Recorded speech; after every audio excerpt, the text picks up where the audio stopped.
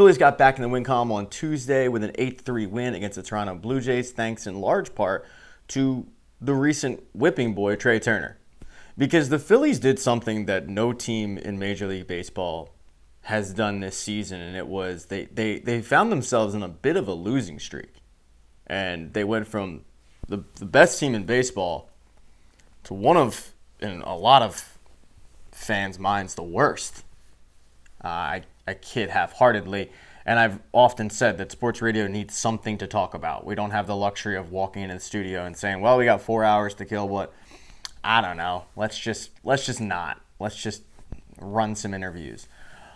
You got to talk about something. Trea Turner was the big talking point on Monday for, I think, both stations, because the Phillies lost a game in big part because of Trea Turner's bad defense.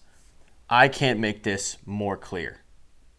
And I was recently accused of being a hot take artist, and this might be a hot take. I don't give one fuck about Trea Turner's defense. I do not care. Trea Turner was not brought here to win Gold Gloves. Trea Turner was brought here to do what he's doing. To hit over 300, to hit roughly 15 to 20 home runs. 25 would be great. We'll take that, no problem. And to steal roughly 30 bags. So far, he's hitting over 300. He's got 7 home runs in the season, thanks to 2 on Tuesday night. And he's got 16 stolen bases. He's on pace for his best stolen base year in his Phillies career. But I think the problem is, it's twofold. One, Trea Turner got a whole lot of money. Trea Turner was supposed to be the missing piece, and not only has he not been the missing piece, but the Phillies have actually gone backwards from where they were when Trea Turner signed. You know, they were in the World Series, then Trea Turner signs. He has a horrible year. Horrible first year in Philly. We all know, standing ovation, all that. But they end up losing to the Diamondbacks. Last year they lose to the Mets. They're going backwards. And because Trea Turner was supposed to be the missing piece, you go like, okay, well, who do we blame for this? Well, we can't just blame the fact that maybe the Phillies ran into hot teams. No. We got to blame Trea Turner. Fine. But I think another part that no one is discussing with the Trea Turner defense and fans having a problem with it is, I'm 36. My shortstop was Jimmy Rollins. One of the greatest shortstops, and I'll say the greatest shortstop to ever put on a Phillies uniform. He was one of the greatest shortstops in his era. And the big reason why is because he did it with both ends. Defense, offense, Gold Gloves, MVPs. I carry around a piece of paper in my wallet to put to rest the argument that he's a Hall of Famer, because when you look at both sides, that defense and offense, he is a Hall of Famer. He did things that most people didn't do in the game when it comes to what he was able to do with his glove and his bat. Okay, now I'm 36, right? Okay, fine. My dad. Who is my dad's shortstop? Larry Boa. 2-time Gold Glover. He was like a punch and Judy hitter. He was a slap hitter, but he speedy little guy. Wasn't giving you much pop, but still. So when you look at, right now, for a large part of the Phillies fan base, who we identify as our shortstop, and I don't know why I keep doing it. This whole video has been this. Anyway, when you look at who we identify as our shortstop in our era of discovering ourselves as Phillies fans, if you will, our childhood shortstop, our heyday, whatever you want to call it, you look at guys that were able to do it with both sides of the plate, defense, offense. So then when you got a guy in Trea Turner who comes in who's getting well over $300 million, granted it's an 11-year contract, but well over $300 million, and the first year he's not doing it with either. He's struggling at the plate. He's struggling mightily in the field. Second year, he does better at the plate, much better at the plate. Defense still leaves a lot to be desired. And the third year, well, this is what we were promised. This is what we've come to expect. What we weren't expecting was bad defense. But I'll say it again, he wasn't brought here to win Gold Gloves. And I think back to a guy I used to work with who would say well, it doesn't matter till it matters. You're right. But I think there's just certain people with this Phillies team who the fan base might not ever fully wrap their arms around. And I'm not talking about everybody. But I did a hit with John Marks for his show Philly Philly, which you can listen to every Monday through Friday at 8 a.m. on YouTube, and it's in conjunction with PHLY, which I do some writing for. And the first time I ever went on a show, we talked about Alec Bohm, because Alec Bohm was struggling, which, by the way, that conversation's been put to rest because Alec Bohm's not struggling anymore. And I brought up the fact that like he has never fully been embraced by the fan base because of the fact that he had the high expectations of being the third overall pick. So he comes in and he is not the be-all, end-all. He's not the savior. He's not the greatest thing. He's very good. He's all-star-ish, borderline all-star, but he's never going to be like the true difference maker. But because of that high expectation, you start looking for flaws. For most of the fan base, it was like, well, he's never going to stick at third base. I mean, his defense is atrocious. He's never going to stick at third base. And then he worked on it, and now he's stuck at third base, and he's pretty good. Like, he's not great. He's not going to win a Gold Glove, but he's serviceable. And now you can put him at first base if you want to. And I think the same thing is with Trea Turner, where so many fans had visions of them hosting not just one, but multiple World Series with this guy because they signed him fresh off of a World Series loss. He was the missing piece, and when it doesn't happen, that's who you blame. So now that he's doing exactly what he was brought here to do, hit over 300 and hit roughly 20-ish home runs and steal 30 bags and kind of be the straw that stirs the drink a little bit in the top of that lineup, now that he's doing that, it's like, well, we got to find something else. Okay, let's bring up his defense. And that's why I will repeat it. I don't give one fuck about his defense. I don't. Would it be ideal if he was a great defender and a great hitter? Of course. Like, no shit, Sherlock. Yeah. But, like, Kyle Schwarber hits 45 to 50 home runs, and you can't put him in left field because he's so bad. And the problem with Trea Turner is he plays a position that you need kind of a decent defender there, you'd think. But I'm willing to sacrifice the defense for what he's giving you on the offensive side. If he was hitting 260, 265, I'd be right there with you. He's not. He's in 300. He was brought here to do that. That's what he's doing. So I don't care about his defense. And I do think a large part of it is I grew up with Jimmy Rollins and my dad grew up with Larry Bowa. And, you look at those two guys and there was crap in the middle there. But you look at those two guys and then you compare them to Trea Turner and it's like, why aren't you able to do it, 5 tools? Well, some guys aren't. But the Phillies are still a really good baseball team. Now's the part I ask you guys to click the buttons that you know what to click. Subscribe is the most important. That'd be cool. I need subscribers. Thumbs up. You guys obviously know where the thumbs. You're sports fans. You know how to argue. You know how to tell me I suck. But yeah, hopefully his defense gets better. Obviously, I'm good. I'm gonna go now. I never know how to end these things. There's not a lot going on in Philadelphia sports right now. No, admittedly. Like, this was not a great idea to decide to start a YouTube channel after football season. That's on me. I was a track 3 kid, admittedly. So what I'll do, because the Phillies got rained out, and other than talking about Bryce Harper getting hit and whether or not it's a big deal or whether or not they handled it correctly, I'm going to talk about OTAs because it cracks me up around this time of year when the OTAs start for NFL teams, and you will have holdouts. You'll have guys that just go, you know what, I'm not going to show up to just walk around in shorts and a t-shirt. I would be that guy if I had the clout to do so. I don't think any NFL player is jonesing to do OTAs, and especially in the Eagles' case, because I don't know if you're aware of this, they won the fucking Super Bowl. Now, the Eagles don't have anybody holding out for OTAs. I mean, they haven't signed Jahad Campbell. They haven't signed Makuba. I'm going to butcher that name 55 times until I finally get it right. They haven't signed those guys, so those guys I don't think are showing up for OTAs. But for the most part, they don't have any holdouts.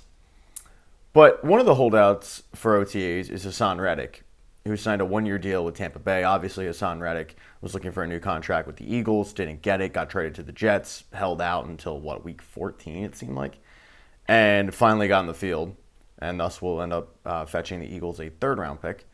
I think he had 1 sack with the Jets, and then he moved on to Tampa Bay, and now it's like, oh, well, I can't believe this guy's not showing up for OTAs. I don't get the outrage, and I never did. Now I'm going to take you back to the year 2017, where the Eagles had a young upstart quarterback named Carson Wentz. They had a coach that a lot of people were still kind of on the fence about, and Doug Peterson, and they hadn't won a Super Bowl. And they finished the season the previous year 7-9, and there were questions. And they gave $100 million to a defensive tackle. And what did that defensive tackle do? Thanks, but no thanks. Did not sign up for OTAs. And he skipped. And the sports radio, sports media world was a buzz over Fletcher Cox dare skipping OTAs. Now, how do I know this? Well, because my previous employer at the time had a thing called All-Star Day. And it was supposed to be a fun day. It was supposed to be a day around now in the summertime where you would have everybody kind of on the air at once, guys in shifts that they normally weren't in. You'd have a rotating cast of characters, and it was supposed to be fun in the sense of like we'd spin a wheel and we'd ask questions and stuff. What's the worst guest you ever had? Stuff that was like round table at the bar talk. And that's what we did the first time. First time it was great. The first time it was some of the best radio we've ever done. Second time, however, we did the All-Star Day. I mean, we had guys in different spots and all that.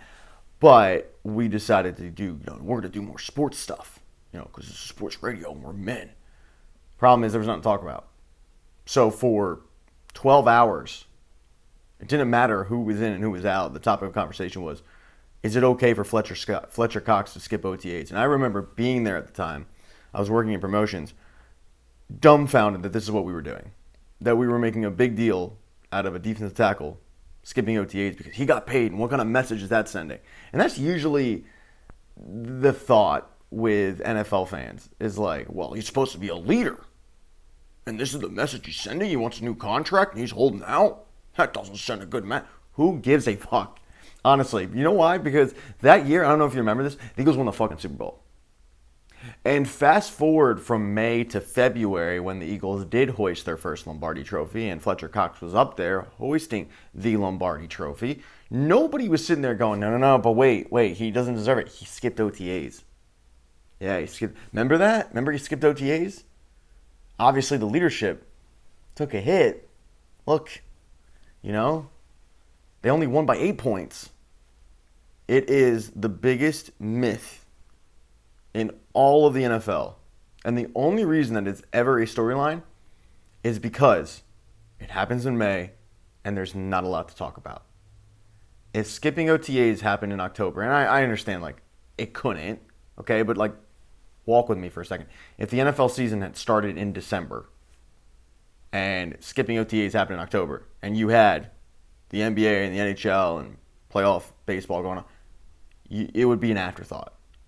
But because this is the only thing going on, then sports fans will kind of make a mountain out of a molehill about a topic that doesn't really warrant it.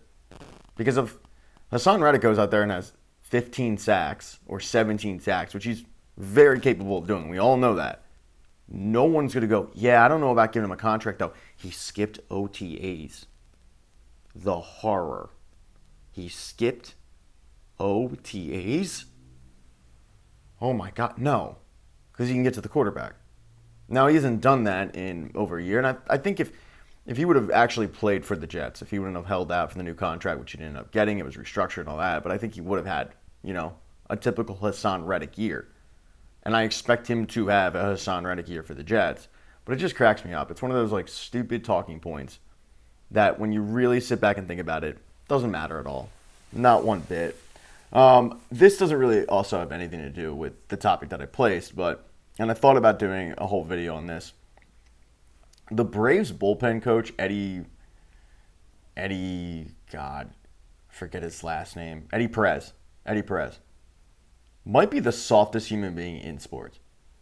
And I'm sure if you're following this account, you're a Philly sports fan and you've seen it already, but every time this guy comes to Philly, he's actively trying to get people kicked out from heckling his pitchers. Now, on one hand, you go, well, that might be admirable. I don't. I think that's baby shit soft. And that's coming from somebody who's baby shit soft. And video surfaced once again of Eddie Perez on Tuesday, getting people kicked out because they were heckling Spencer Strider. Like, dude, you're a pro athlete. This is sports. And I know firsthand that they don't allow you to say the vitriolic things that would have been okay at the vet. Like, they will escort you out of the stadium if you really get out of hand. But if you're simply just standing there and heckling a guy, maybe this is why you didn't have a great career, Eddie. Because I looked up your baseball reference, and granted, it's better than mine. But in terms of Major League Baseball players, like you had to go into coaching pretty quick. Like, at what point in your career did you know, yeah, I'm gonna have to go into coaching? And if you can't handle this, a Tuesday in May, I'm blown away. I think out of all the Braves, and I don't like any of them, but I think out of all the Braves, I might despise their bullpen coach more than anybody. Like, I don't like Brian Snicker and his grumpy cat routine, but he doesn't seem this soft. I definitely don't like Spencer Strider and his tight pants. Yeah, I don't like any of them. But it's amazing to me that this guy stood out. So that's just like a sidebar topic that I can now do. And this is what you'd probably get if I was on the air, because I'd have no calls. I'd look down and go, oh, yeah, no one called up. And I have 10 more minutes left. What am I going to talk about? And then I'd hope to God that I had a producer who could talk. That's a whole other story for another time. Thanks for listening. Like, subscribe. You know where the buttons are. And let me know if I'm totally off base with OTAs or if you're in agreement that they're not that big of a deal. The NHL and the NBA Finals are set. We're in the NHL.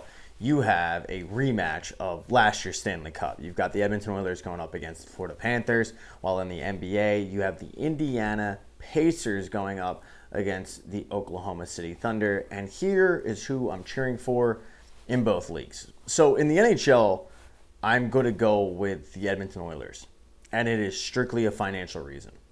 The way that I always have used free bets when it comes to betting sites is when I am offered a risk-free bet, or really any free bet, I take that free bet, no matter how much money it is, and I put it on a futures bet. I'll put it on who I think is going to be the champion, whether it be baseball, football, basketball, hockey, you name it. It really depends on the season and what's going on. That way, that when the playoffs do end up rolling around, I have some stake in the game, and those little tiny bets end up adding up. For example, when the Eagles were in the Super Bowl, I had so many futures bets on the Eagles that I had roughly $800 in the Eagles to win the Super Bowl, dating back from week 1, that was just on futures bets. And most of these bets, by the way, are like $5 max. Some of them are like as low as $1.87, just because I have $1.87 in my account. You know, you get a risk-free bet for like any player to hit a home run. You're like, all right, whatever, I'll put $1.87 on it. I get my money back. I'll put $1.87 on a futures bet. And I did that with the Edmonton Oilers. Now, for a lot of you out there, you're like, that's small potatoes. You are correct. I don't want to be addicted to gambling. So I scratch my itch that way with small bets, but you end up taking all of these $1, $2, $5 bets, you throw them up on the futures bet with good odds, and come playoff time, if your team ends up getting to the championship, I'm looking at a pretty nice payout. For me at least, it's just extra money, where I normally, you get a $2 extra free bet and you just put it on like a random game. No, I put it to a futures bet. I did that with the NHL this season, and originally I had the New York Rangers because I thought that their team was good and they came undone, and then I went with the Edmonton Oilers, and I'll usually do that. I'll usually start to hedge a little bit. So for the NFL, for example, I take the team that I think is going to win the Super Bowl. Then I take, let's say that's an NFC team. I will then hedge my bet halfway through the season with who I think the AFC would have. So that way I'm just guaranteeing myself money. And then the last third of the season, I just take kind of like a hot team that I think could make some noise in the playoffs. And that also has worked out for me. In this example, though, I have the Edmonton Oilers. I think roughly if they win, and it's not a ton, but I get like $250. And right now, that'd be cool, right? Who's saying no to $250? But I actually do think they have a really good chance of winning. And the reason why is because, and I think this gets forgotten about in sports a lot of times, when you have some of these teams that have gone on really, really deep runs, and then they go on a deep run again, and then a deep run again, it adds up. You're adding half a season to your body. So when you look at the Florida Panthers, they won the Stanley Cup last year. Okay, so let's rewind. They're in the Stanley Cup this year. They won the Stanley Cup last year. They went to the Stanley Cup the year before that. The year before that, they got to the second round. Like, that's a lot of extra hockey for this core group that has really been together for a while now. Does that finally take a toll? Do they finally run out of gas, if you will? For the Edmonton Oilers, they got to the Stanley Cup last year. They fought their way back and forced the Game 7 only to lose. Anybody who has watched the Amazon Prime series on the playoffs, if you haven't, do so. It's tremendous. But you see how much Connor McDavid truly cares about winning. And now that he knows what it's going to take, I think he's completely dialed in. Like, I remember watching them play in the first round against the Kings. And, you know, the Kings were about to jump out to, I want to say, a 2-0 series lead. And they ended up getting scored on with like 30 seconds to go in the third period. Edmonton pulled a goalie, and I was like, that's the series right there. And Edmonton ended up winning in overtime. Now it's 2-1 of the series, but I was like, they lost the series in that game, and sure enough, they did. Because it kind of woke up Edmonton. And I think Edmonton is a group that probably needed that a little bit. The question with Edmonton is always going to be, like, their goaltending isn't great. Can their big guns deliver, unlike the Toronto Maple Leafs big guns, who always seem to come up short in the playoffs? And I think McDavid is going to have these guys completely dialed in, and he's going to be on another level. I mean, he won the Conn Smythe last year, so I think it's going to be his time. I like seeing great players finally win. I was never a huge Alexander Ovechkin fan, but when he won a cup, I was happy for him because I just hate when these generational talents don't end up winning. And for Connor McDavid, I think it's just a matter of when, but I think that when is this year. And then on the flip side, for the NBA, my reason for picking this team is purely out of spite. I hope the Indiana Pacers win the NBA Finals. Twofold, but the biggest one is spite. The minor one is I want to see TJ McConnell win. Full transparency on this one, I was never a TJ McConnell fan. Like, when he came into the league, I was rolling my eyes. Like, look at this Rudy. Look at this go hard. Jeez. TJ McConnell has turned himself in to a really good player that you can point to when you have, you know, if you have kids and you just go like, look at him. He got the most out of his ability and then some. This is a guy who scratched and clawed his way to a really nice, long NBA career where he's gained the respect of just about everybody because of his story, because he had to work his ass off for it. None of it was really all that God-given. He just worked his ass off, and I like seeing those kind of guys get rewarded. The bigger reason, though, is spite, and it's because I hate the fact that Sam Presti is lauded by the media. The media fangirls over Sam Presti as if he is the greatest general manager of all time. As if he at one point didn't have Kevin Durant, Russell Westbrook, and James Harden. Traded them for, like, nothing. Look, he's done a good job. I mean, the Paul George trade, getting Shea was crucial. You know, but he did the Sam Hinkie model. And Sam Hinkie walked so that Sam Presti could run. Sam Hinkie gets looked at as a failure and a joke, while Sam Presti gets looked at as a genius. They did the same thing. They did the exact same thing. Sam Presti lost on purpose. He just wasn't as vocal about it, but Sam Presti lost on purpose. To his credit, Sam Presti ended up hitting on those draft picks. He ended up getting a player in Lou Dort that no one really thought was going to be much. But you end up getting Chet Holmgren.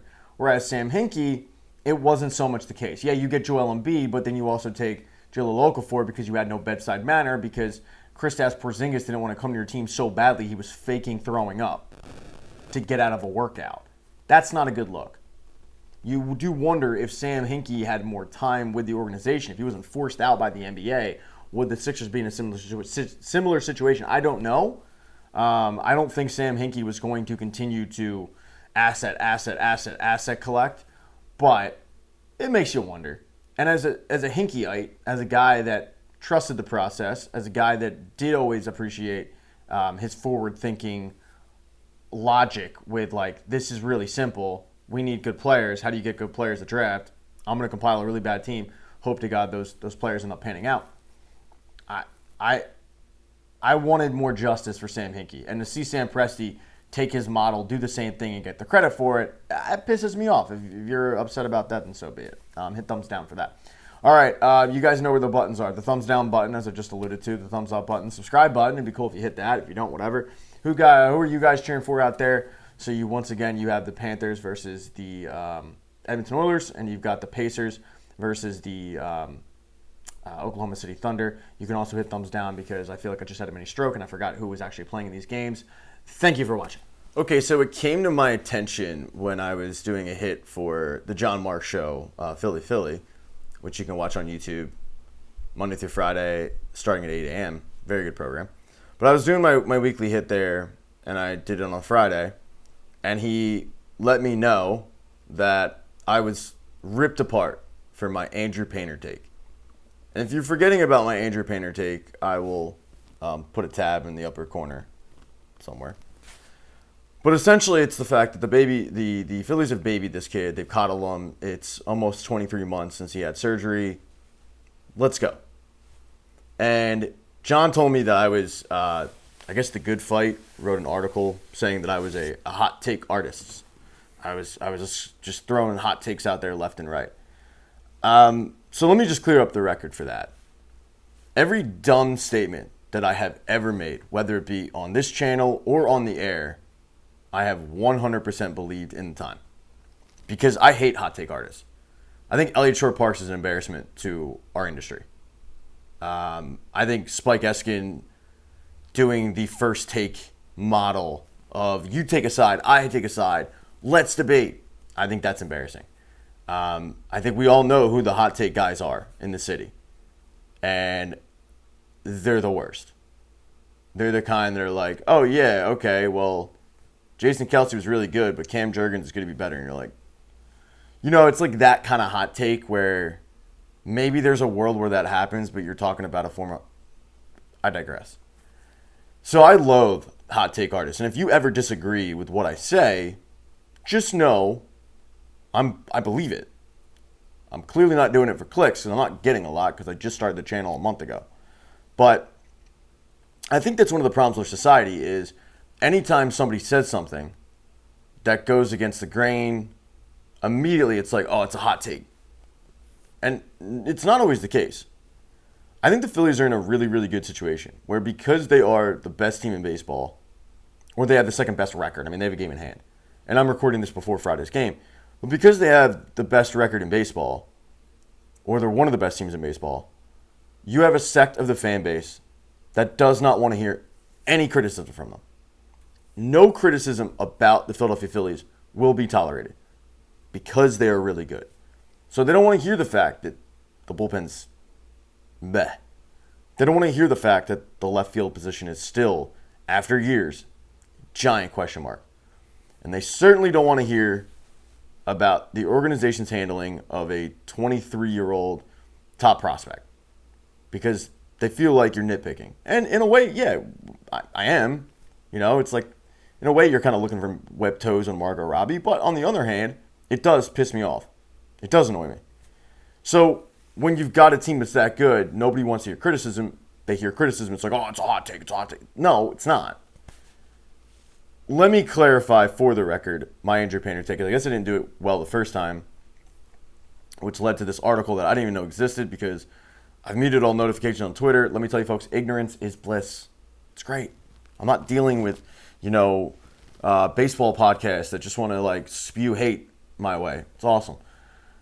So I don't want Andrew Painter. I don't expect Andrew Painter to be pitching for this current club because there's no room for him. They currently have 6 starting pitchers. They set themselves up for that. They did that to themselves. They signed Aaron Nola to that 7-year contract, which I was completely against. They signed Taijuan Walker to a 4-year deal, which I liked. But they set themselves up and they did not see the forest through the trees in a lot of ways and see the future coming. Do you blame them for that? I guess not because, top prospects flame out all the time and we could all name the litany of former top pitching prospects that did not pan out, that whether they hit AA, AAA, or the majors, they flamed out. So could you bank on Andrew Painter, who at the time had just been drafted to be the guy? No, I guess not, to be fair. But it reminded me a little bit of like when the Phillies signed Jim Thome to that massive contract, and they had Ryan Howard in Lakewood, like hit 21 home runs that year. That was a short season. And it was like, okay, like maybe this kid's coming. But once again, you can't bank on that, right? So, fine, okay.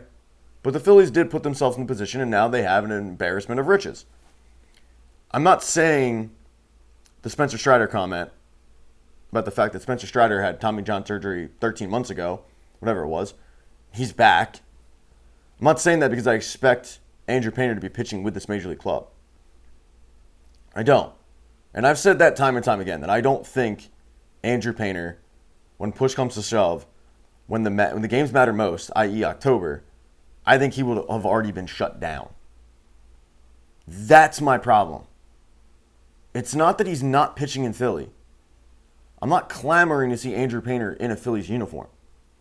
Because if I see Andrew Painter in a Phillies uniform, that means Zach Wheeler went down, Christopher Sanchez went down, Ranger Suarez went down, Jesus Luzardo went down. Like, I don't need to see him. But at the same time, to have this kid on a pitch count 22, 23 months after Tommy John surgery is absurd. It is the definition of coddling, of trying too hard. You're treating him like a Fabergé egg, and you're doing it because he's a top prospect. If Andrew Painter was a 15th round draft pick from Brigham Young, who was pitching with the Clearwater Threshers, and he had Tommy John surgery a year ago, he wouldn't be on a pitch count. He'd be pitching. They'd say, go get him. And my big gripe with this is the fact, and I use this as my best example, when the Nationals had Steven Strasburg, they did the same thing. They were so worried about ruining him and about his arm falling off, just like, whoop, there goes my arm, that we all remember. They had him on an innings limit and a pitch count, and then all of a sudden, when the games mattered most, they didn't use him, and they missed the playoffs. And Jason Wirth, former Philly, is on record as saying he was fine.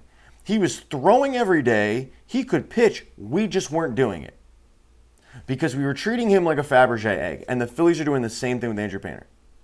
Again, I'm not mad at the Phillies for not bringing him up because where are you going to put him?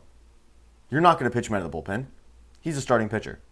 I would consider pitching him in October out of the bullpen in high leverage situations, but to be clear, that's my gripe. My gripe is I don't know if you know, its pitch count's up to like 85 now. Tommy John used to be a 1-year surgery, and the Phillies found a way to turn it into 3 or 2.5 because they kicked the can down the road on him even having surgery. And then he finally did, and now it's, going on 2.5 years. And I will remind everybody out there, including Smarty Jones or whoever wrote the article, the Phillies let this kid pitch in the Arizona Fall League.